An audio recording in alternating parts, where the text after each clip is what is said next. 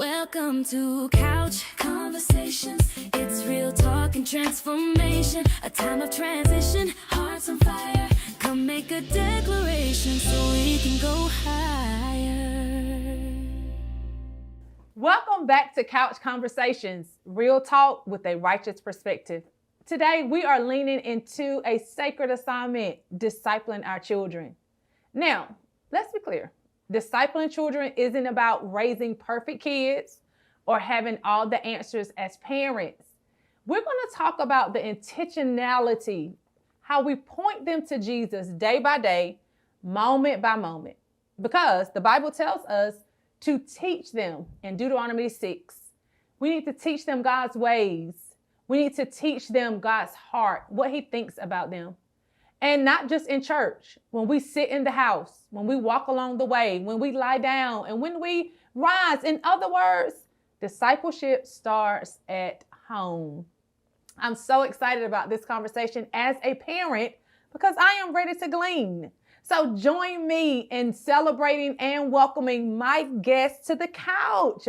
We have Jalen Hill and Kyle Johnson. Hi, y'all. Hello. Hey. So thank you for coming to the couch to have this conversation. Yes. So Pastor Kyle, Jalen, y'all first start out with telling the people the context that you're sitting on the couch. So what you do here at Word, why did I ask you to come to have this conversation? So let's start with that. All right. Well, you asked me to come because I'm your favorite. True. And it's been recorded. All right. And because I have a background working with students. I was a high school English teacher. I have worked at Word Tabernacle Church now for 13 years, supporting youth and next generation programming from middle school director to next generation pastor. And now I function in the space of being the director of personal development and discipleship.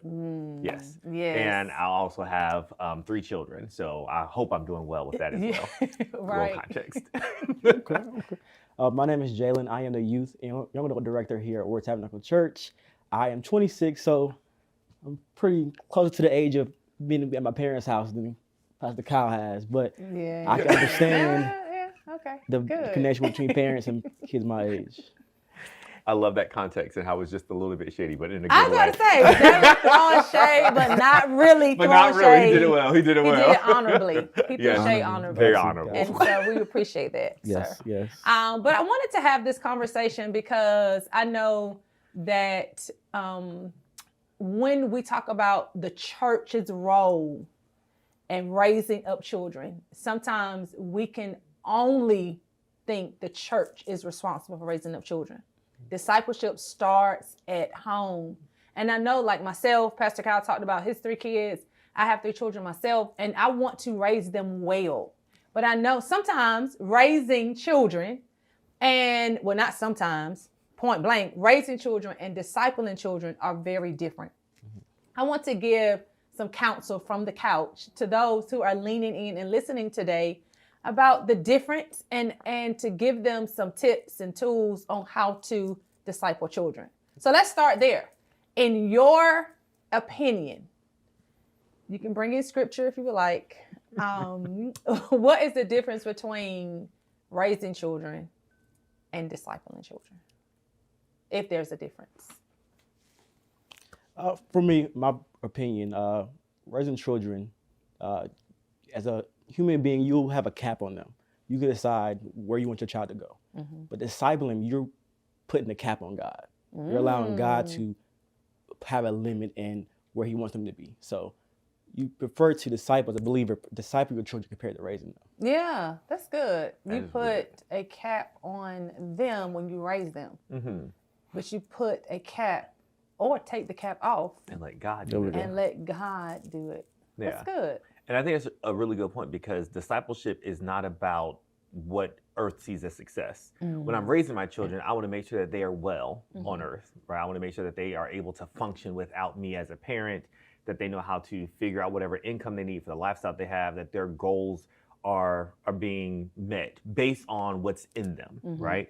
And based on, honestly, a lot of times when it comes to societal pressures or expectations is how we typically raise our children to be able to thrive in their environment here on earth.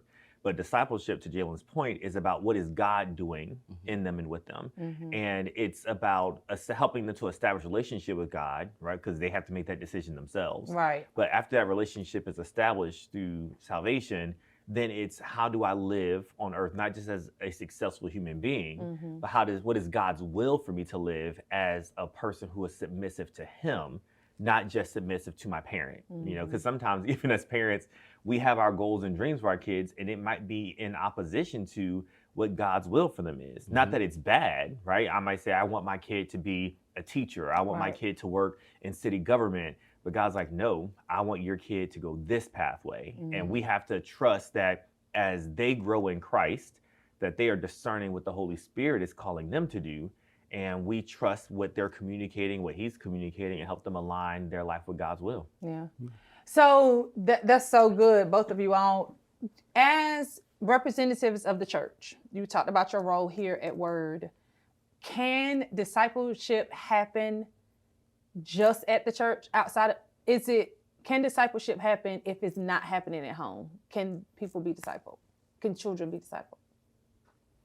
I would say yes and no. Okay. Right? I would say that you can always hire somebody else to do your job. But the question is, should you be doing that? Is that something that you should outsource? Okay. So I would say that discipleship can happen at the church, and it should happen at the church. We see that, you know, Paul was discipling Timothy. Right? But he also says that, you know, Lois and Eunice, your mother and grandmother, I'm building off the spiritual legacy that they were already working in you. Right. And so Paul, representing the church in that space, is saying, like, I'm able to help lead you further because they already got you to this point, right? The other dynamic is there are some children who don't have families that are believers, who won't be able to disciple them. So the discipleship journey with them does lie in the church as a community, not just with the youth ministry, but as the community of the church. As every believer interacts with them, they should be discipling them. But as a parent, my first ministry, my first job is to ensure as much as I can that my child is being discipled by me and my home, not in opposition to the church, but in partnership with the church. Yeah. But I don't believe that parents are like, okay, well, I do have kids. I'm a Christian. I'm going to drop them off. Y'all do what y'all need to do and just send them back home. That's not a job I think we should outsource. But we have the ability to do in home. Yeah. Because we're going to have to give an account for that. We will. We will. We will have to show receipts. So Jalen, in your role, I know you've kind of new. You still probably considered new. Almost Fresh. Not though. Fresh. Yes. We'll say fresh. What are you seeing that has just really turned your heart towards this need for discipleship? What are you seeing that the children need? Need attention. One thing I recognize is that kids want attention. That could be from friends, family, but they're gonna get it from somewhere. Yeah. And the biggest obstacle we face is, who are we allowing to have our child's attention? Wow. And gives them attention. And so, going to Pastor Kyle's point about the importance for discipleship to be in every area, what you spend the most time with makes who you are. Yeah. And so, as a former teacher, I can teach a student a lesson on Monday, Tuesday, Wednesday, Thursday, and Friday throughout the whole school year. But come summer break, because they have not had that time or they haven't been spending that time learning again, they lose it. And so the biggest thing the kids need nowadays is attention, and really know that people care about them. Wow. So how were y'all intentional about making sure? Because listen, I walk by the doors. I walk down the halls. I have one that I bring to your programs, and I go the opposite way. And I hear her before I'm too far gone. So multiply that by 50, 60 that y'all deal with on a regular basis. Yes. What are you intentional about doing for yourself to make sure that you remain in a position to respond to what they need, to give them the attention, to give them, the hugs? What do you do for yourself? Because I can only imagine. Bless both of you and the work that you do. Because I have 3, and I can imagine on the scale of 50, 60, 70. Bless our teachers, bless our administrators. So what you have to make sure you yourself are being preserved to maintain this constant or to pour out this constant attention or whatever. Yeah. So how is that your role important in the discipleship process? Not just the teaching, but go ahead, I'm sorry. You mentioned pouring out. That's the key. I can't pour from an empty glass. And so I have to constantly be going back to God, going back to the source to get filled, because I need to come from a place of overflow, not a place of, oh, I love kids, that's it. Yeah. But it has to come from God, because by myself I can do nothing. With God, so many things are possible. That's good. Yeah, absolutely. And I think it's important to remember this, that the structure that we have in current day church culture is not necessarily the structure that Christ established in the early church. So when we're looking at how we have a youth ministry, because we want to niche down and to help make sure that students are being met on their level, that's phenomenal. That's not anti-Bible. But the challenge that we're given in the scripture is all people invest in the next generation. So I think one of the struggles that we have is that as we are pouring out to students, that I'm just being a Christian. That's how I'm able to equip myself, is because I read my Bible and I pray. And so when I see students who are in need emotionally or whatnot, we have systems and structures in the church, like Bible study and small groups like that help meet those needs. But honestly, that attention at discipleship is like on Sunday, we saw you sitting by himself. Hey, come sit with me. And he moved up. I was like, yeah, thank you. Hey, you need some paper for notes? Like teaching him how to pay attention in church and how to write those notes. Like engaging in life is discipleship. And so I think one of the struggles that we have, even as parents, is that it can seem so overwhelming. This idea that I'm supposed to disciple my child, but it really means like, how do I live my life as a Christian? And so part of discipleship is sitting down, having a Bible study, sure. But a lot of discipleship is saying, this is how you live life as a Christian. And so when I'm seeing a situation in public, how do I respond as a Christian versus someone else? When I recognize that the cashier gave me the wrong change and I notice it, like, do I give them back the money, or does my child see me keep the money and say, oh, well, that's their fault? Oh, wow. We're teaching them how to live as Christians, and that is what discipleship is. And so I'm able to do it as a father. I'm able to do it within the church. While, be very clear, it's a different level of energy that you give out during a youth event, right?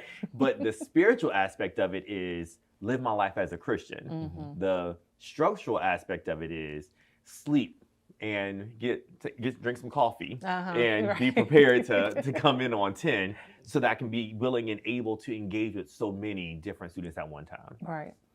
And both of you all kind of mentioned or referred to or referenced the partnership that you have with the parent. So it starts at home, or it should start at home.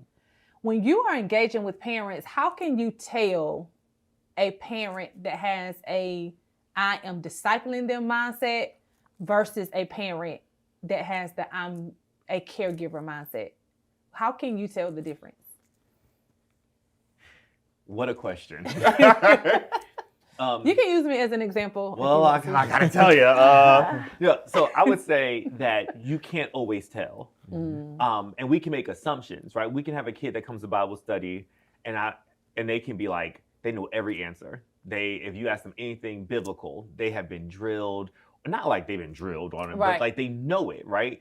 But we also have to remember that we can have cultural Christianity, people who know knowledge but have no actual understanding of Jesus Christ. And I think that it's important for us as the church, as individual believers, to not think that I have to present a certain way in order to be a discipling family, right? Because I can have someone who comes in and knows church culture and they can present really well with that. But we also recognize that a lot of the parents who know church culture, and I think it's a common thing. People say, my parents grew up in church, they acted one way in church, and as soon as we left the church, they were a different person.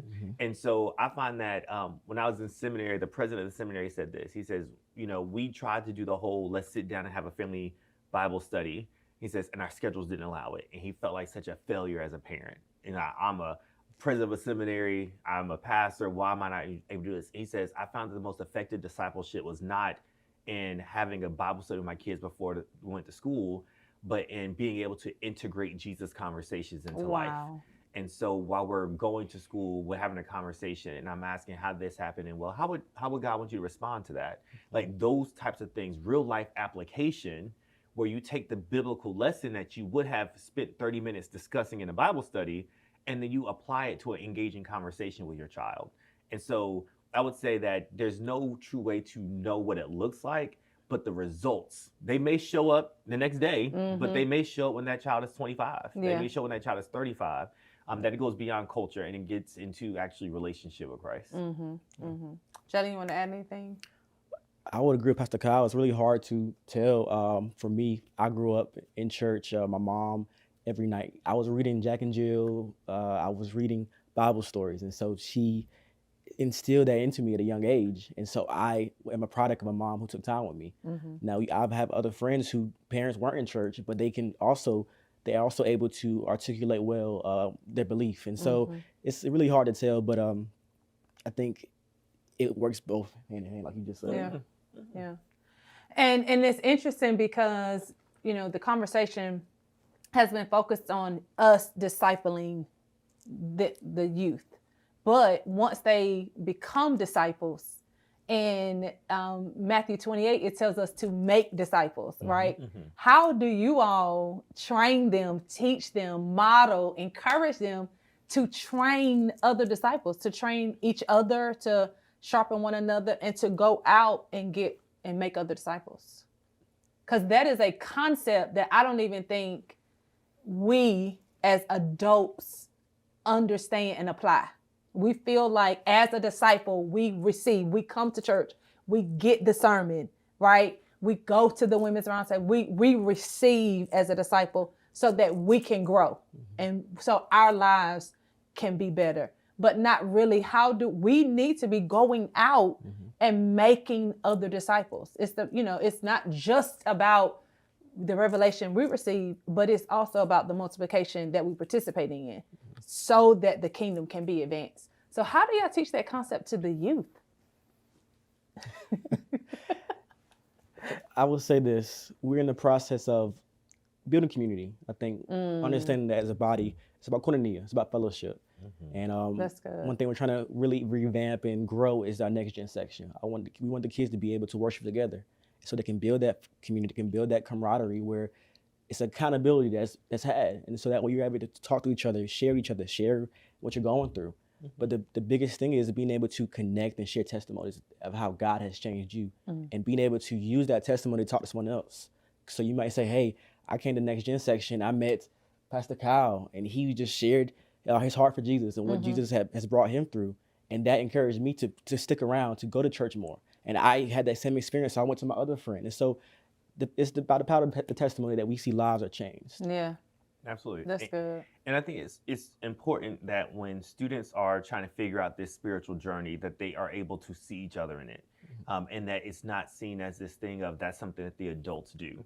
So one of the things that we do here at the church is that if you are a student, and this is, I think, has been true since the inception, like even before I came, I saw the evidence of it when I came, that you belong here. This is your church, right? And so discipleship is not just like you're able to serve in places where we have youth serving in different capacities, but like the life of the local gathering of the church, like, but the life that you bring is a part of the church. So discipleship happens when we're doing Bible study, right? We're teaching you the actual biblical lesson. Discipleship happens when you're engaging in community. We're showing you what a healthy Acts chapter 2, verse 42 is like, where they're gathering together on a daily basis. They're knowing each other. We have programs like the student leadership team that we have. We've had discipleship team programs. We have like Sons and Daughters of the King, where it's like, this is the biblical concept and this is how you live it out in life. So there's lots of different programs that happen. But I think that one of the most powerful things is like students learn how to bully each other through experience, right? So if I'm at school and I see someone bullying someone, I see how that works and I might join in. Or I see how they're bullying, so I support them so they don't bully me. Like social interactions and social engagement is learned through experience. And so if I'm learning how to understand a biblical concept, how to accept it as a part of my belief, and then I'm able to go to school and live it out, that same social impact can spread. And we see it as a biblical model. When they saw that someone was healed, who healed you? Jesus did, right? You're pointing to Christ. And so a student can go and live life as a Christian in their school. They learn how to have safe, healthy community in the student section. They learn how to have a safe space where investors and youth leaders in a church community sees them and knows them. They can have confidence that this is what I like and this is who I am. Then go out into the world and live that same thing in those different spaces. And they can say, well, you went through a struggle. Why aren't you falling apart? Right. And of course, every student's a different journey. Not every student will say, yeah, I was bullied, but I'm good because I got Jesus. Right. But that could be someone's story. Right. You know, why are you praying? Why don't you act like the rest of these kids? You know, and students can be making disciples of their teachers. Like, because I am a Christian, I act this way in your class. And that impacts how that person now can receive the gospel. So I think living life as a Christian and students being able to understand that it is not me living up to the cultural expectation of what a churchgoer looks like, what a Christian's supposed to dress like, but it's me really figuring out how Jesus impacts who I am. Yes. And then I boldly go live that. And I can give Jesus as the explanation to who I am. Right. And other people can say, well, that's what I want too. That's really good, because I know we're talking about children, but these concepts we all need to grasp and apply. And I think we'll see the transformative difference in the church in general. Like some of the challenges that we are having in the church, I don't think it's because people just want to be rebellious or they just being trash. Some of it is, but it's just us not following that biblical discipleship model. Accountability, encouragement, community that Jalen pointed out. So you help the children. Now help us, because a lot of times we have children's halls, we have children's sections, children Bible studies. But to your point, Pastor Kyle, it's really the church. It's the community. Help us as the church understand our role, because we can be good at talking about them. And we don't feel like we don't contribute to what y'all doing, especially if we don't have a child. I remember when you asked a question about, should it be the minister's role to serve in children's church? And as a minister, as a parent, I was like, that's interesting. Like, I didn't want to say, absolutely not. I'm not coming back there. Because I understand we all have a role, but I still have a responsibility, even if I don't serve in children's church. Absolutely. So help us as the church to see, how can we participate? Even if we're not a youth investor, how can we be a youth investor? All right, I'll kick it off. Okay, so I think it's extremely important for people to realize that if you're going to sign up to structurally serve in youth ministry, like I am a person who's volunteering and serving in there, yes, you should have an interest in children. Yeah. Like you should like them, right? And I recognize that so often people say, well, I don't have the patience. But like, honestly, that's not true. You don't have to have the patience for adults, but yet we still serve with them. Right? Now, be very clear. You shouldn't dislike children. Right. Don't come if you dislike kids, all right? Don't come if you dislike youth.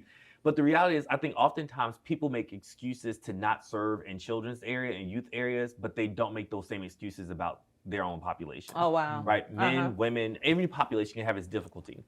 The other dynamic, I think, is that realizing that people think the only way I can serve with Next Generation is if I get Next Generation. Like, oh, the slang, the dances. But the reality is, like, as long as it's a healthy relationship, kids love their grandparents. Yes. They like them. Yes. They don't mind hanging out with them. Yes. They can have a 50, 60-year difference, and they still like, that's my grandma. Yes. So I don't think that we need to think this dynamic that you have to be close in age. In fact, intergenerational church engagement means that most kids will come back to church when they're older. Oh, that's right. This idea of sticky faith, the Fuller Institute did a study, and more students who have intergenerational relationships are more likely to come to church after high school graduation. Oh, wow. That is a proven fact. The other dynamic is that 97% of people who become believers do so by the time that they are 29 years old. 97%. And the majority of them become believers in that time frame of being in middle school. Okay. Which means that if we as a church do not engage in our next generation population, we will not have a church in the future. Wow. Because most people become believers before they even graduate high school. Those who are believers. Now, so the ways that you're super simple to do that, one, of course, is sign up to serve, right? And that doesn't mean you have to be a teacher. That might mean that I'm signing up to be present and be a greeter in that space. I'm signing up to, I'm going to go to my youth director, go to the youth leader, children's director, and I want to say, hey, I want to make phone calls to families. Or, hey, whatever way that, whoever you are, however you can invest, build a connection and relationship. Additionally, you don't have, excuse me, you don't have to sign up to serve in those spaces structurally. You could choose to acknowledge them when you see them, right? Like, so if I'm walking through the sanctuary and there's a young person there, my first thought shouldn't be correcting and criticism. My first thought should be like, hey, what's your name? Oh, wow. And if you know their name, hey, how's your week going? What have you been doing? Ask open-ended questions, not yes, no questions. Because you can say, I tried to talk to them kids and they said, fine. Yeah. What would you do at school? I went, right? But think through, like, kids and children, youth, they're human. Yeah. So how would you interact with someone your age? What questions would you ask to start and spark conversations? Ask them what they ate for dinner last week. Like, simple little things. And then build those relationships, because discipleship is about spiritual truth and growing you in God. But the core and the foundation of it is relationship. So if I don't know the next generation, how in the world am I going to disciple and invest in them? And we as adults know, if you don't know me, don't come correct me, right? Like, don't come and try to tell me about myself and that's the first conversation you ever had with me. True. Is you coming in and telling me I need to change my clothes, I need to change what I eat. We get offended by that. So why do we not give youth and the next generation that same grace? So I would say, like, start building relationships. Say, hey, you can sit here. Bring extra candy. Bring your peppermints, right? And every time you see that youth, give them a peppermint. Little things like that just build camaraderie. And I think that is one of the most impactful things that every generation can do with the next generation. I think the differences is that the world is so different now. And so our differences are so big. It's stuff that they know of that I've never even heard of. Or I think we're living in the time where never heard of or could imagine. Some of these things are like, we could never imagine. We were talking about the cyber car. And my mother-in-law and father-in-law cannot get over, and I can't get over, that the person was literally on 95 reading the newspaper. It's like we could never imagine that. But that is in the now. So it seems like our differences are so vast. And it seems like that gap is so wide now. How would you speak to that cultural gap, the differences that we see, I want to say wildness, because our children are not wild, but I find myself saying, yo, that is crazy. That is wild. That is crazy. A lot now, the stuff that they are seeing. I feel like it's a two-side thing. Both sides have to learn how to adapt. I think when you meet any human being, whether they are 95 or 5, you find a common interest. You find something that you can relate to and connect with, and that's how you build that connection. Yeah. And so I believe that it takes both sides to understand it, because the same way adults might feel intimidated by kids, not be able to connect with them, kids feel the same way. Wow. Yeah. Wow. And it takes that conversation to break that gap. Yeah. And say, you know what?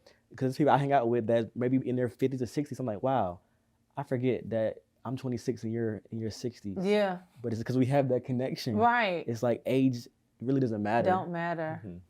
Yeah, and I think that's such a good point. That is such a He's good such a point. wise man. Such a wise young man. Amen. 26. I think it's also interesting, like, this misnomer, right? Every generation has a huge gap. Like, that's the thing. It's like, we oftentimes can look at the next generation and say, I can't believe they're seeing and doing these things. But one generation couldn't believe that there were microwaves where you can heat your food up. And another was like, there's TV, it's in color. Everyone has a car, right? Like the That's nuclear true. bombings, like there's every generation, and that could be within a 20 or 30 year gap that is like, that is so drastically different from the past. I think one of the things that we have to do as older generations is not make the next generation an enemy because it's different, right? That's And good. we sometimes build up our That's own good. fear of them because they're different. But the reality is like all human beings on the base level are the same. We want acceptance. To your point, we want acceptance with community. We want love. Those who are in the church, if the kid is already at church, so many barriers have been broken down That's already. true. That's Right? true. This is an open door now. Their family has brought them here. They have decided to show up. They drove themselves here. And so oftentimes people can have all of these things that they hear from society, things they see, and they come to church, see a young person go, they're in the house. And it's like, instead of, oh my goodness, look, there's a person. Like, let me interact with this person. A person, right. And if there are things that could be detrimental to next generation, because every culture and every generation has its things that aren't necessarily the best thing about them, or behavior, cultural norms, then that's an opportunity for the older generation to invest in them. So if you start talking to the kindergartner, they might then start rejecting some of those, like those toxic behaviors that a generation might introduce to them. But if you ignore them because they're children and you don't like kids, you ignore them for 10, 15 years, and then you see them and like, oh my goodness, why are you acting this way? You could have invested in me to help me go differently. Right. And so our choice as adults to invest in the next generation, to try to disciple the next generation, doesn't guarantee that they will become a Christian. It doesn't guarantee that they will be able to thrive socially. It doesn't guarantee all those things. But what it does is it gives them a better chance. I would rather try to invest in them with whatever I can. Yeah. I don't have to be a biblical scholar. I don't have to know every answer. But what I can do is I can bring myself. Right. And so as we close those gaps, that's how discipleship happens. When we care enough about them to realize what they're experiencing. Because to your point, a social question from the 1980s and the social question from the 2000s are drastically different. But my goal isn't to have every answer. My goal is to say, I'm a Christian, you're a Christian, let's figure out this life together. Yeah. Thank you for showing us or teaching us, counseling us, advising us of how to close the gap. Because we got to close this session. We have to close this session. So I am going to piggyback off of you to close this session out, to give some direct counsel to the parents. Bring your children to church. Bring your kids to church. Point blank, period. Yes. Church, when the children come, engage with them. Interact with them. Yes. And then parents, be the church at home. Yes. So let those spaces look and feel the same, because they're just like they engage your grandma and papa, and they love it. I want to explore that a little bit more. I want to explore that a little more. So do y'all have time to still stay on the couch before? Okay, we're going to close this session, but we are going to come back because I want to explore how that grandma concept at the church, how we explore that. How do we take everyday moments and turn them into discipling moments? And then I want the experts to give us some practical things that we can do as parents to start that discipling process and to make sure that we are being intentional about that discipling relationship.